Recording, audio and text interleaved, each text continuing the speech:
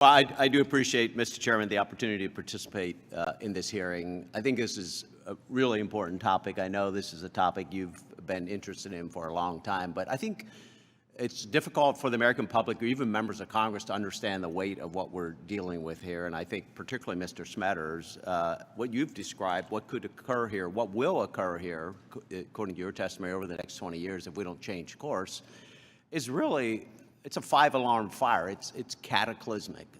History has plenty of examples of countries and empires that have risen, have maintained their dominance in the world for a long period of time, and then essentially have overextended themselves.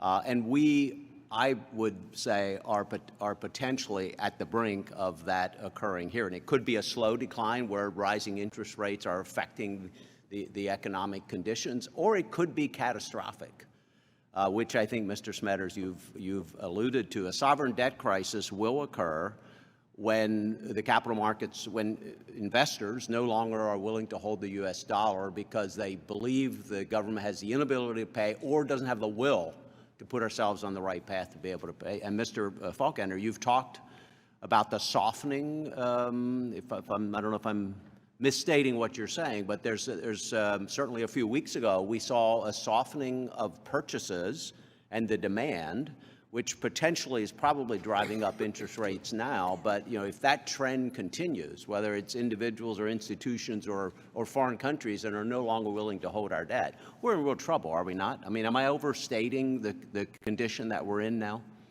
I see. Go ahead. So debt crises historically are the worst of all crises. If you look back at COVID, look back at 2008, how did we deal with those crises? We issued more debt. We were able to use debt to cover those crises. But when the crisis is caused by debt itself, there's not much you can do at that point. And we've seen many societies completely reordered as a result of debt crises. Those societies cannot handle economic hits. Not to be dramatic about it, but think about the Nazi Party in 1928. They only got 2.6% of the vote. Then 1929 happens, a complete reordering of society in the face of large. And we've seen the failure of nations as totally. Yeah. And it's why I appreciate Mr. Pascrell's earlier comments that I think we have to come together as members, regardless of party, and understand the situation that we're in.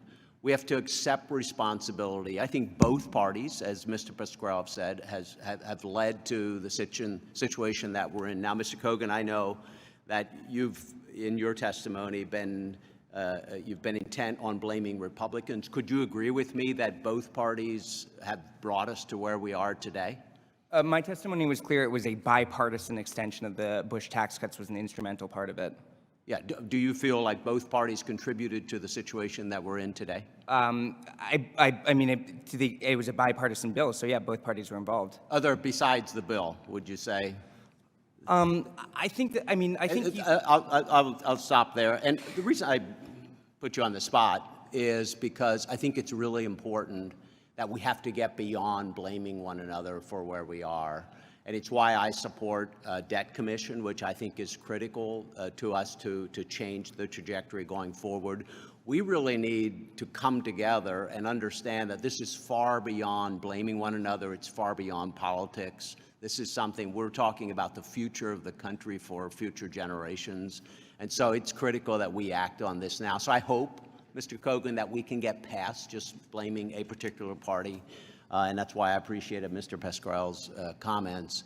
But one of the things I want to say as well, I don't think the American public really understands the situation that we're in now. And I've been looking, particularly if we do a debt commission, I think the role of the commission is going to be to help the public understand where we are and knowing that we're going to have to make tough decisions and everything should be on the table.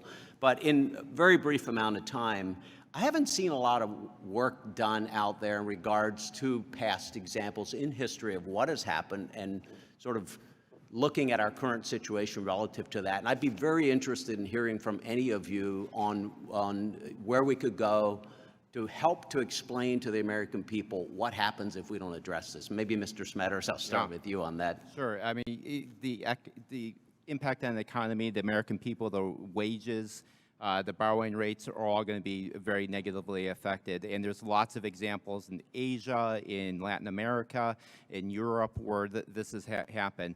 And there has been bipartisanship, certainly in the past. That's what 1986 was all about. You know, the joke before 1986 was one reason why these high rates didn't really matter is because paying your taxes was a civil obligation, just not a legal one before 1986.